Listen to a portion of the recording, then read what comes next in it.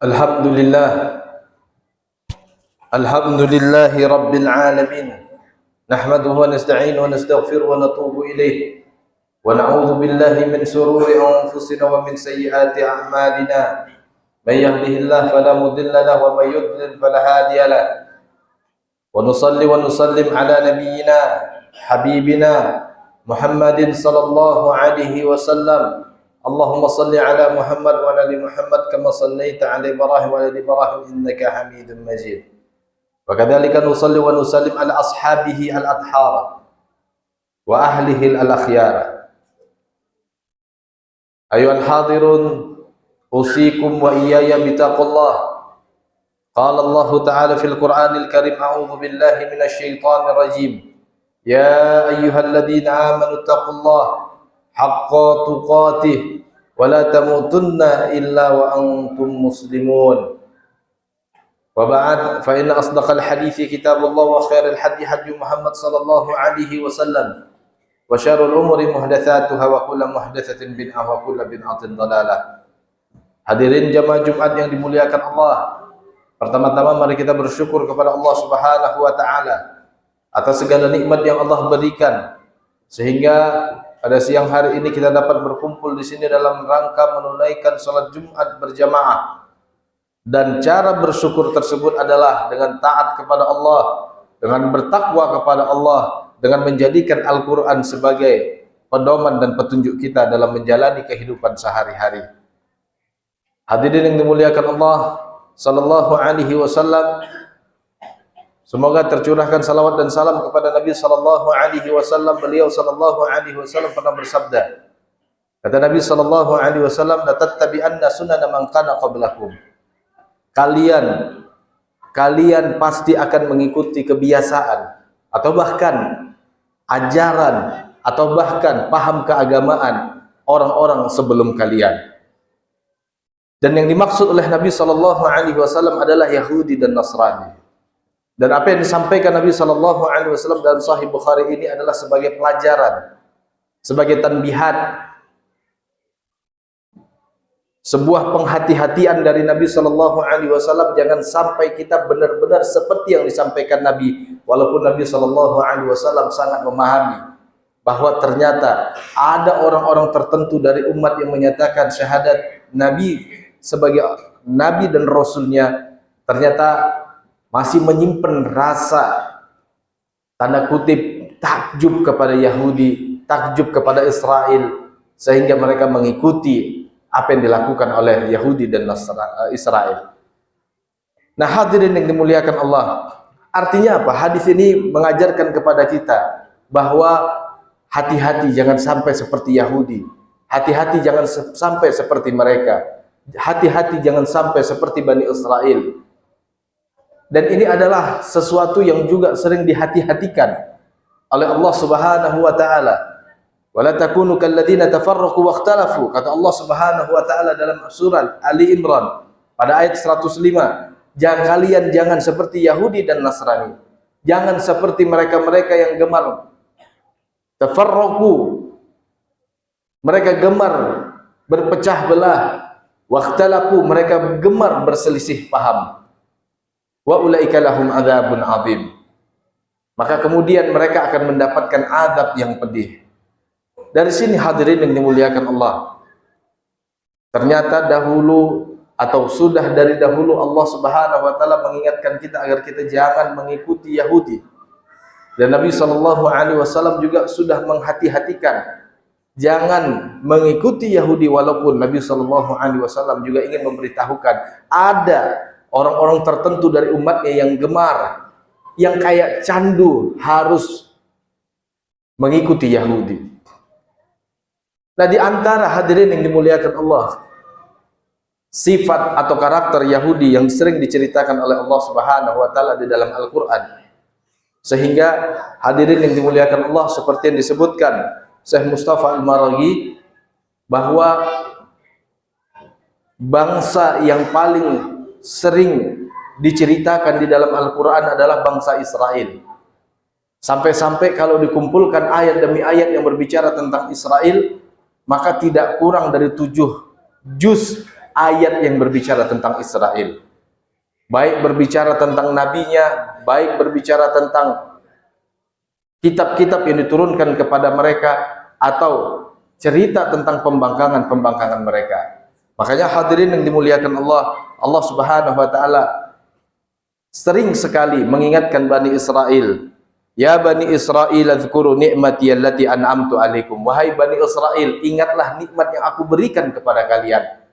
Ayat ini dan ayat yang seperti ini, hadirin yang dimuliakan Allah, tidak hanya kita temukan dalam surah Al-Baqarah pada ayat 40 atau surah Al-Baqarah pada ayat 47, tapi juga kita akan temukan pada ayat-ayat lain. Karena Allah Subhanahu wa taala ingin mengingatkan Bani Israel secara khusus dan manusia secara umum bahwa Allah Subhanahu wa taala telah berikan nikmat kepada Bani Israel, nikmat yang begitu banyak. Tapi hadirin yang dimuliakan Allah, hal yang demikian tidak menyebabkan Bani Israel bersyukur, malah justru kufur kepada Allah. Maka kita katakan salah satu karakter Bani Israel adalah kaum yang tak tahu diuntung. Bagaimana tidak, hadirin yang dimuliakan Allah? Allah katakan dalam surah Al-Baqarah ayat 47 tadi, "Anni faddaltukum 'alal 'alamin." Aku telah berikan keutamaan, aku telah berikan kelebihan kepada kalian yang aku tidak berikan kepada umat-umat selain kalian. Hadirin yang dimuliakan Allah, Imam An-Nawawi Al-Bantani dalam tafsirnya Marah Labib mengatakan, maksud ayat ini bahwa Allah Subhanahu wa taala tidak berikan kelebihan, tidak berikan keutamaan pada waktu itu melebihi keutamaan dan kelebihan yang Allah berikan kepada mereka. Perhatikan hadirin yang dimuliakan Allah, siapa Bani Israel ini? Bagaimana Allah Subhanahu wa taala telah muliakan mereka. Allah telah takdirkan kepada mereka takdir yang baik. Bani Israel ini, hadirin yang dimuliakan Allah, adalah anak keturunan Nabi, cucu Nabi, cicit Nabi. Hitunglah ada berapa Nabi yang Allah utus kepada mereka. Banyak sekali, dan kita katakan mayoritas Nabi justru Allah Subhanahu wa taala utus kepada Bani Israel. Dan bahkan kita katakan mayoritas Nabi justru Allah Subhanahu wa taala pilih dari Bani Israel. Rasul yang kita kenal, Daud, Musa, Isa, lalu Muhammad sallallahu alaihi wasallam, tiga diantaranya Daud, Musa, Isa adalah Bani Israel dan diturunkan kepada Bani Israel. Kitab yang kita kenal dan kita sucikan ada Zabur, Taurat, Injil, lalu Quran. Tiga yang pertama, Zabur, Taurat, Injil adalah kitab yang Allah turunkan kepada Bani Israel untuk nabi yang berasal dari mereka. Namun yang demikian, hadirin yang dimuliakan Allah, kaum atau bangsa yang tak tahu untung ini tidak serta-merta kemudian bersyukur atas nikmat tersebut, lalu kemudian bertakwa kepada Allah Subhanahu wa taala dengan sebenar-benarnya takwa. Lalu sebaliknya, hadirin yang dimuliakan Allah, sekalipun nabi-nabi itu berasal dari kaum mereka, sekalipun nabi-nabi itu dari bangsa mereka, mereka tolak, bahkan diantaranya ada yang mereka bunuh. Maka jangan heran, hadirin yang dimuliakan Allah, kalau Allah Subhanahu wa taala dalam Al-Qur'an mengingatkan Bani Israel, "Udzkuru nikmatallah," ingat nikmat Allah yang Allah berikan kepada kalian. Memang hadirin yang dimuliakan Allah, sedari awal Bani Israel ini tanda kutip mengtengilnya luar biasa. Belum ada loh bangsa yang lebih tengil dibandingkan bangsa Israel. Awal mulanya mereka adalah anak keturunan Yakub. Yakub yang disebut dengan Israel. Sebagian ulama mengatakan Israel itu ismun lahu, nama dari Yakub. Ada sebagian lagi mengatakan bahwa Israel itu adalah laqabun lahu, laqab atau gelar bagi Yakub. Dan Israel itu terdiri dari dua kata, Isra dan Il, yang kalau kita terjemahkan secara harfiah artinya adalah hamba Allah. Yakublah yang disebut dengan Israel, maka anak keturunan Yakublah yang disebut dengan Bani Israel, anak Israel. Yakub punya 4 orang istri dan 12 anak. Di antara anaknya adalah Yehuda, yang kemudian hari dinisbatkan Bani Israel dengan namanya Yahudi. Yakub punya anak Yusuf di antaranya, yang kemudian hari menjadi nabi dan menjadi pemimpin. Allah berikan kemuliaan Yusuf menjadi pemimpin yang memimpin orang-orang. Di antaranya Yakub ada Binyamin, di antaranya ada Lewi, ada Ruben, ada Asakhir dan yang lainnya. 12 anaknya inilah yang kemudian kita kenal sebagai 12 suku Israel. Konon ceritanya Netanyahu mengklaim diri adalah anak keturunan dari garis keturunan Yusuf. Wala nadri wala na'lam. Kita nggak tahu kebenarannya benar nggak apa yang dia sampaikan. Sekalipun Netanyahu adalah anak seorang nabi, sekalipun Netanyahu anak seorang rasul, tapi yang demikian tidak mengangkat derajatnya kalau dia tidak beriman kepada Allah Subhanahu wa taala, tunduk kepada Allah setunduk-tunduknya. Sebelum Netanyahu, nenek moyang mereka dulu pun sudah dihinakan oleh Allah Subhanahu wa taala, dihukum, hadirin yang dimuliakan Allah, ketika mereka berbuat makar ingin membunuh Yusuf.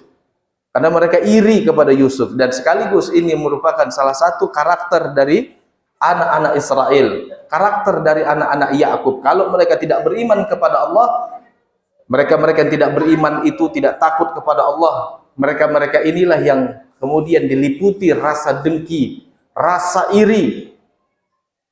Saking irinya mereka merasa mereka saja yang paling pantas disebut manusia. Mereka saja orang yang paling utama, yang lainnya bukan manusia, bukan yang utama. Bahkan mereka mengklaim kalau selain mereka ghayyim, sejenis binatang, hadirin yang dimuliakan Allah. Yusuf ketika itu, hadirin yang dimuliakan Allah, memiliki kedekatan dengan ayahnya.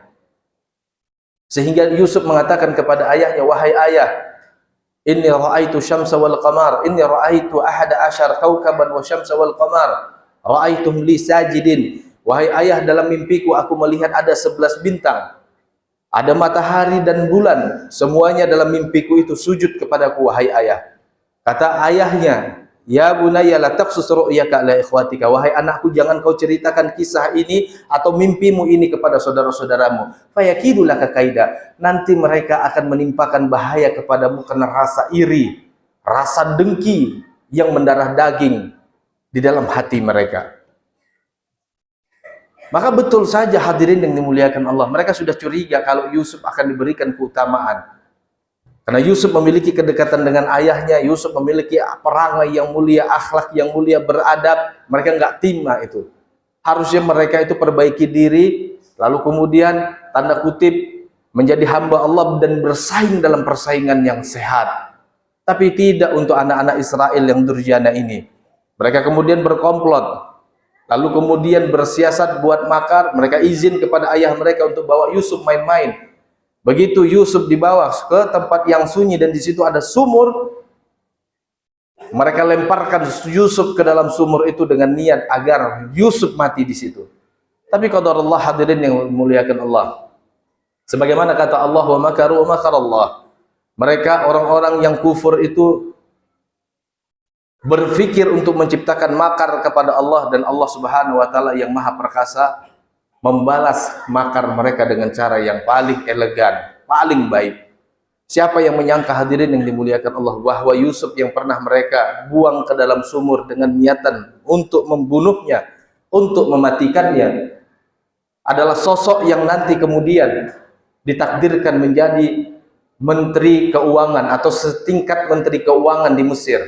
Sehingga ketika Allah Subhanahu wa taala timpakan paceklik panjang kepada penduduk Palestina ketika itu, dan di antara penduduk Palestina itu adalah anak-anak Israel, anak-anak Yakub, sehingga anak-anak Yakub harus mencari pertolongan, dan tibalah mereka sampai ke Mesir ketika itu dalam rangka mencari pertolongan.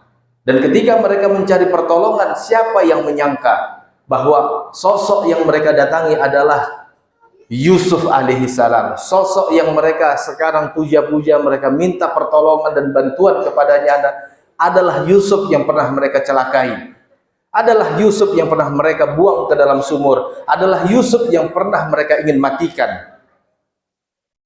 Lalu begitulah, hadirin yang dimuliakan Allah, kisah anak-anak Israel kemudian dimulai. Maka jangan heran, hadirin yang dimuliakan Allah, kemudian Bani Israel ini memiliki semacam permusuhan dengan orang-orang Kipti. Dan puncak dari permusuhan itu, hadirin yang dimuliakan Allah, orang-orang Israel yang tengil-tengil ini diperbudak oleh Kipti, dianiaya oleh Fir'aun. Sampai kemudian Allah Subhanahu wa taala utus seorang nabi dan rasul untuk menyelamatkan mereka, mengajak mereka ke jalan Allah sekaligus memperbaiki akhlak karakter mereka. Musa alaihi salam, ringkasnya hadirin yang dimuliakan Allah, dibawalah mereka oleh Musa migrasi ke suatu tempat yang kita kenal kemudian hari dengan Palestina. Ketika itu hadirin yang dimuliakan Allah, ada problem. Begitu mereka sampai di ujung dari benua Afrika, ternyata di hadapan mereka Al-Bahrul Ahmar, Laut Merah. Pada saat itu juga Allah Subhanahu wa taala berikan kepada mereka nikmat ketika itu. Allah muliakan mereka. Nikmat yang sama tidak Allah berikan kepada bangsa yang lain. Allah Subhanahu wa taala falaqal bahr. Allah Subhanahu wa taala belahkan lautan untuk mereka. Akhirnya Musa dan orang-orang Israel selamat bisa melintasi Laut Merah. Dan pada saat yang sama Fir'aun dan bala tentaranya ketika berupaya untuk melewati belahan laut tersebut ditenggelamkan oleh Allah Subhanahu wa taala. Ketika mereka tiba hadirin yang dimuliakan Allah sampai di negeri yang kita sebut hari ini Palestina, ternyata kaum yang tak tahu diuntung ini berulah lagi hadirin yang dimuliakan Allah. Allah Subhanahu wa taala ceritakan, Allah Subhanahu wa taala sampaikan berulang-ulang kisah ini di dalam Al-Qur'an, misalnya ketika Allah mengatakan dalam surah Al-Baqarah, wa idz najjaynakum min ali fir'aun yasumunakum su'al adzab, dan ingatlah ketika kami selamatkan kalian dari Fir'aun dan bala tentaranya, kami selamatkan kalian dari upaya pembunuhan atau dari upaya penyiksaan yang ingin diberikan atau yang ingin dilakukan orang-orang Kipti ketika itu kepada kalian. Wa idz faraqna bikumul bahr, dan ingatlah ketika itu kami belahkan untuk kalian lautan. Fa anjaynakum wa akhraqna ala fir'aun, kami selamatkan kalian dan pada saat yang sama kami tenggelamkan Fir'aun. Wa idz wa'adna Musa arba'ina lailatan summa takhadhtumul ijl min ba'dihi wa antum zalimun. Dan ingatlah kata Allah Subhanahu wa taala, wa'adna Musa, pada saat itu kami sedang memberikan janji kepada Musa arba'ina lailah, bahwa selama 40 hari Musa akan mendapatkan wahyu. Menurut sebagian ulama hadirin yang dimuliakan Allah atau beberapa ulama tafsir, hal ini terjadi ketika itu hadirin yang dimuliakan Allah, Allah Subhanahu wa taala ingin menurunkan wahyunya kepada Musa. Maka Musa kemudian meninggalkan kaumnya. Musa sejenak meninggalkan kaumnya, Musa berangkat ke Sinai atau Tur Sin, Bukit Tur, untuk menerima wahyu Allah Subhanahu wa taala. Tapi apa yang terjadi hadirin yang dimuliakan Allah? Baru saja mereka mendapatkan berbagai macam mukjizat. Baru saja mereka mendapatkan berbagai macam kemuliaan, nikmat yang luar biasa. Berpuluh-puluh tahun, bahkan beratus tahun mereka pernah diperbudak oleh kaum Kipti, yang sebenarnya juga disebabkan karakter buruk mereka. Lalu mereka diselamatkan Musa. Ketika mereka dalam keadaan terjepit, Allah belahkan untuk mereka lautan. Allah selamatkan mereka, dan pada saat yang lama Allah tenggelamkan Fir'aun. Selamat mereka sampai ke negeri yang kita sebut hari ini Palestina. Begitu mereka ditinggalkan sebentar saja hadirin yang dimuliakan Allah, karena Allah Subhanahu wa taala telah menjanjikan kepada Musa akan diberi wahyu selama 40 malam. Summa takhadhtumul ijl. Tapi pada saat yang sama hadirin yang dimuliakan Allah, kaum yang tak tahu diuntung ini kemudian mempersekutukan Allah dengan menjadikan patung anak sapi sebagai Tuhan yang disembah oleh mereka. Padahal baru ditinggalkan 40 malam hadirin. Tidak ditinggalkan 1 tahun. Cukup 1 bulan 10 hari itu merubah keyakinan mereka. Merubah sikap mereka. Betul-betul kaum yang tak tahu diuntung. Sudah begitu pun hadirin yang dimuliakan Allah, saya percepat. Allah Subhanahu wa taala hukum mereka. Allah hukum mereka hadirin yang dimuliakan Allah. Namun begitu luasnya rahmat Allah, summa afaunakum min ba'di dzalika la'allakum tashkurun, kata Allah. Kemudian kami maafkan kalian setelah itu agar kalian menjadi kaum yang bersyukur. Namun begitu pun hadirin yang dimuliakan Allah, sudah dimaafkan. Lalu Allah Subhanahu wa taala betul-betul tunaikan janjinya, Musa datang dengan membawa kitab. Wa atayna Musal kitaba wal furqan. Kitab tersebut sebagai pedoman petunjuk hidup. Apa yang terjadi hadirin yang dimuliakan Allah? Mereka tetap kufur. Dan puncak kekufuran yang hadirin yang dimuliakan Allah, sudahlah mereka dalam keadaan dihukum. Apa kata mereka kepada Musa? Ya Musa, lan nu'mina laka hatta narallaha jahrah. Ya Musa, kami tidak akan beriman kepada Allah sampai kami bisa melihat Allah dengan mata kami. Ya Musa, kami nggak akan mau beriman kepada Allah sampai kami betul-betul bisa dipertemukan atau bisa bertemu langsung dengan Allah. Belum ada bangsa yang lebih kufur dibandingkan Israel, hadirin yang dimuliakan Allah.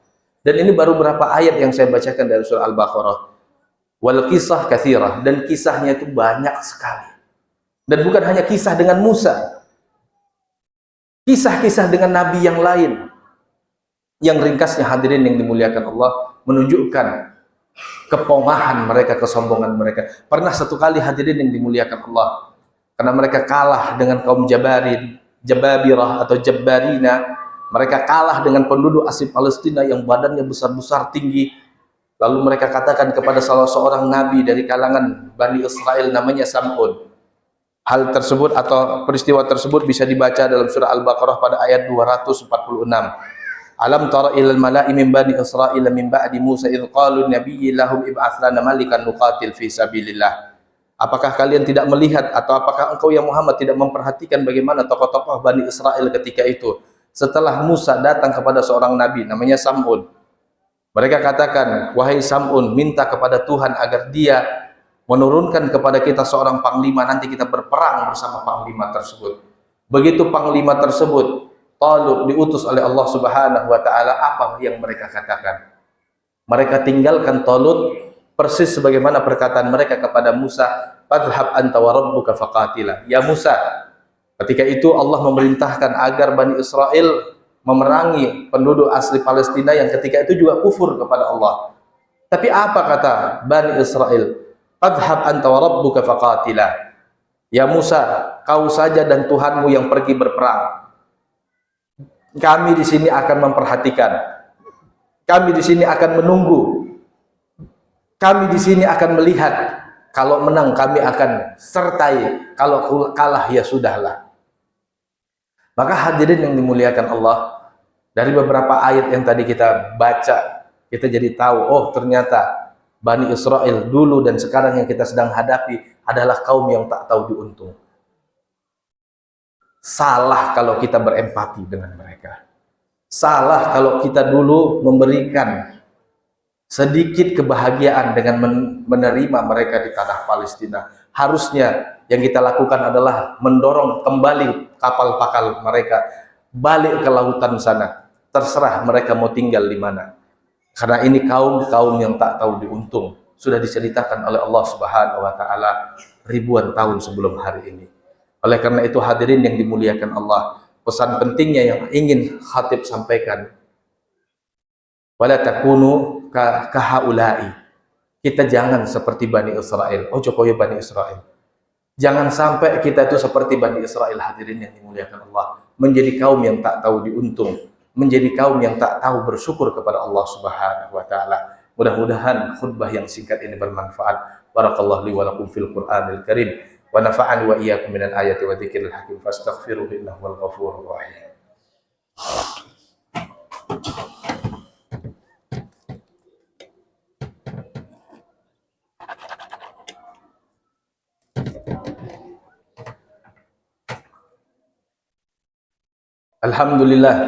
Alhamdulillahi rabbil alamin.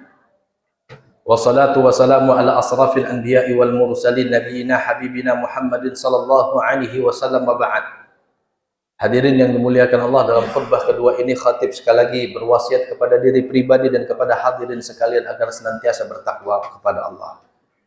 Khususnya hadirin yang dimuliakan Allah, ittaqullah fi dami al-muslimin fi Palestin. Bertakwalah kepada Allah pada darah kaum muslimin yang ada di Palestina.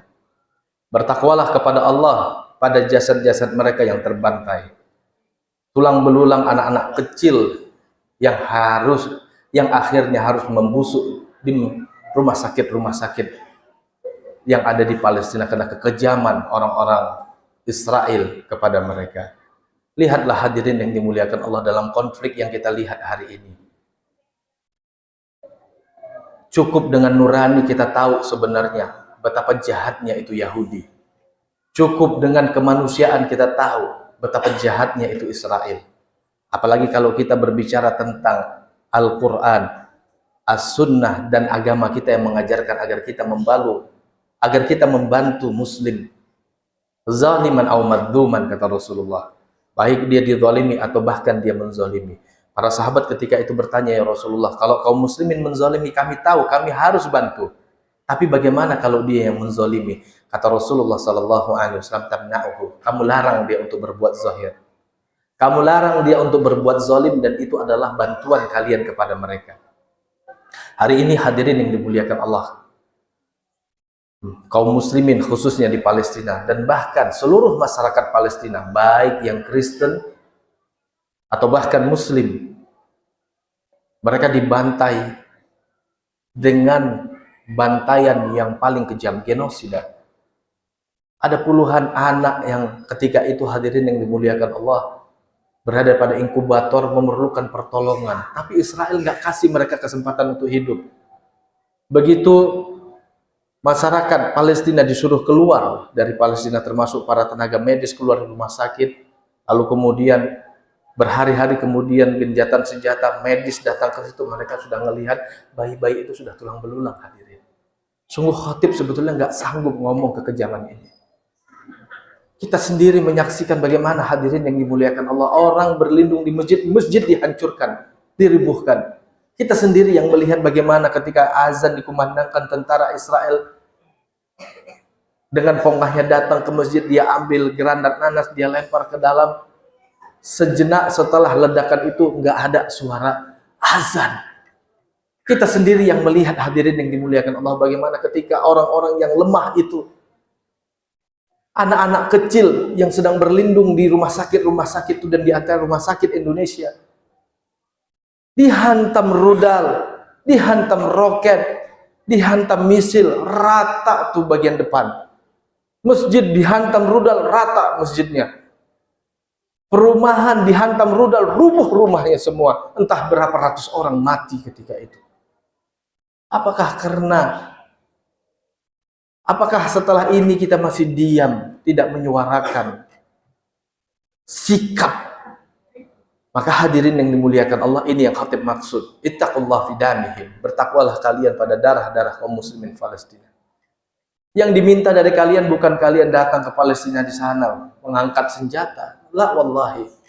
Yang diminta dari kalian adalah dukungan, doa, dan melakukan apa yang bisa kalian lakukan. Jangan bantu tuh perusahaan-perusahaan yang pro dengan Israel. Cukup tidak makan, tidak beli produk mereka. Cari produk alternatif. Sesuatu yang mudah. Kalian nggak akan mati kalau nggak makan dari produk-produk mereka. Kalian nggak akan mati kalau nggak pakai produk-produk mereka. Apa sih susahnya? Ketika kalian memakan produk-produk mereka, kalian tidak terpikir kalau di situ ada wajah-wajah mungil anak-anak Palestina. Ketika kalian beli produknya, apakah kalian tidak berpikir di situ ada orang-orang tua renta yang sedang ditembaki, hadirin yang dimuliakan Allah.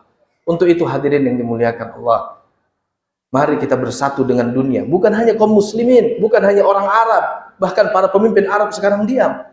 Tapi dunia tidak mendiamkan mereka, hadirin yang dimuliakan Allah. Baru kali ini ada demo besar di London. Baru kali ini hadirin yang dimuliakan Allah, Amerika terbelah. Baru kali ini Afrika Selatan dan negara-negara Afrika melawan Eropa. Baru kali ini hadirin yang dimuliakan Allah, kaum muslimin tidak henti-hentinya, tidak bosan-bosannya, tidak lelah-lelahnya demo berjilid-jilid menentang agresi dan genosida Israel. Mari bersatu dengan dunia. Kita lakukan apa yang bisa kita lakukan. Kita hadapi bangsa yang tak tahu malu ini, bangsa yang tak tahu untung ini, bangsa yang tak tahu diri ini. Sekaligus hadirin yang dimuliakan Allah, kita jauhi sikap-sikap buruk mereka. 7 juz tadi, kalau dikumpulkan ayat demi ayat, ada 7 juz, kata Profesor Al-Maraghi, itu sebenarnya pesan kepada kita, jangan sampai kita memiliki karakter dari karakter-karakter Yahudi. Jangan sampai kita seperti Yahudi. Di antaranya, kalladzina tafarraqu wakhtalafu, jangan kita berpecah belah, jangan kita suka berselisih paham. Mari kita bersatu bersama-sama, kita perjuangkan agama Allah Subhanahu wa taala. Selanjutnya hadirin yang dimuliakan Allah, mari kita berdoa. Mudah-mudahan pada siang kali ini doa kita diijabahi oleh Allah Subhanahu wa taala. Bismillahirrahmanirrahim. Alhamdulillahirabbil alamin. Hamdan syakirin, hamdan na'imin. Rabbana walakal hamdu hamdan katsiran thayyiban mubarakan fih. Allahumma ighfir lil muslimina wal muslimat wal mu'minina wal mu'minat al ahya'a minhum wal amwat ya qadiyal hajat. Rabbana ighfir lana wa li ikhwanina alladhina sabaquna bil iman wa la taj'al fi qulubina ghillan lil ladzina amanu innaka antal ghafurur rahim. Rabbana unsur ikhwanana fil Palestin ya Allah. Rabbana unsur ikhwanana fil Palestin ya Allah. Rabbana unsur ikhwanana fil Palestin ya Allah. Waj'alna waliyan minhum ya Allah. Waj'alna bi Allah mimman yansurhum ya Allah. Ya Allah, ya Tuhan kami, tolonglah kaum muslimin di Palestina ya Allah. Kuatkanlah mereka ya Allah. Berikanlah mereka tingkat kesabaran yang lebih dan lebih ya Allah. Ya Allah, jadikan kami ya Allah termasuk orang-orang yang membela mereka ya Allah. Jadikan kami hamba-hambamu ya Allah, hamba-hamba saleh yang membantu mereka ya Allah. Rabbana rzuq birra auladina waj'alhum salihin ya Allah, waj'alhum mimman yad'u ila sabilik. Rabbana ghnina min halalika haramika ya Allah, waqfina bihalalika haramika ya Allah. Rabbana atina fid dunya hasanah wa fil akhirati hasanah wa qina adzaban nar. Wa sallallahu ala nabiyyina Muhammad wa akhiru da'wana alhamdulillahi rabbil alamin. Aqimis shalah.